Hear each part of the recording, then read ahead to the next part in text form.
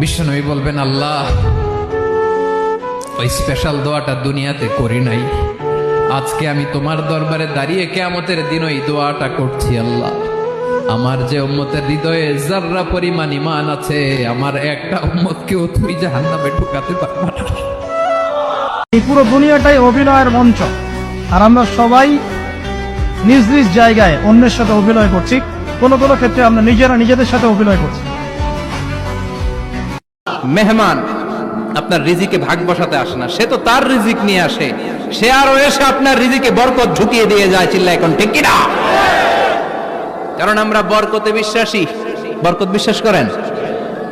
5 লাখ টাকা মাসে কামায়, ডাইন হাতে বা হাতে, আছে না নাই?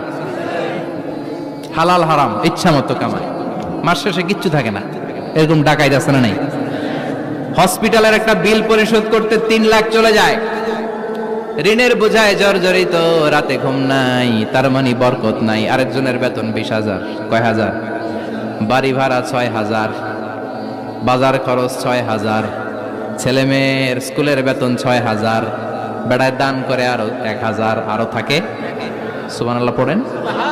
20,000-এর বেতনের ভেতরে বারাকা ছিল, 5 লক্ষ ইনকাম, 1 টাকাও নাই। ঠিক কিনা?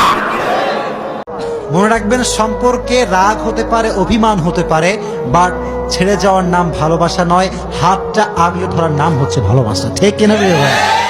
দুনিয়ার জীবনটা কিচ্ছু না ভাই, ওয়াল আখিরাতু খায়রু ওয়া আবকা, পরকাল চিরস্থায়ী। এখানে একটু কম খান, না একটু কম ঘুমান, একটু কম টাকা পয়সা পেয়েছেন, কম ব্যাংক ব্যালেন্স আছে, কিন্তু আপনি আল্লাহর তাওহীদে আছেন, সুন্নতে আছেন, হালাল খাচ্ছেন, দেখবেন ইনশাআল্লাহ ধনীদের চেয়ে 500,000 বছর আগে আপনি হাসতে হাসতে জান্নাতে চলে গেছেন। বিশ্বাস খুব ইম্পর্টেন্ট। আমি তো বলি যে ভালোবাসার চেয়ে বিশ্বাস বেশি ইম্পর্টেন্ট। কারণ আগে ঈমান না আগে আমল? কোনটা আগে? ঈমান মানে কি? বিশ্বাস না? আগে বিশ্বাস, তারপরে না আমল? ভালোবাসা একটা আমল, আর বিশ্বাসটা কি? ঈমান। আমার প্রতি যদি আপনার ঈমান না থাকে, তাহলে আপনি আমাকে ভালোবাসবেন কিভাবে? যাকে পছন্দ করেন, যাকে আপনি ভালোবাসেন, তাকে আপনি কতটুকু বোঝেন, এটা হলো ভালোবাসার ডেফিনেশন। আপনি তাকে বোঝেন কিনা, আপনি তার স্বপ্নের পাশে অংশীদার হতে পারছেন কিনা, তার যে লাইফের অ্যাম্বিশন, এখানে আপনি তার পাশে সাথ দিতে পারছেন কিনা, তার হাত ধরে থাকতে পারছেন কিনা, সে হোঁচট খেলে আপনি তার পাশে থাকতে পারছেন কিনা, হ্যাঁ, সে খারাপ সময় পার করলে আপনি তাকে সাপোর্ট দিতে পারছেন কিনা, আপনি তাকে কনফিডেন্স দিচ্ছেন কিনা, এগুলো ভালোবাসা। দুনিয়ার জীবন চূড়ান্ত না। দুনিয়ার জীবনের সবচেয়ে সুখী ব্যক্তিও জাহান্নামে গেলে বলবে, সুখ কি জিনিস আমি জানি নাই।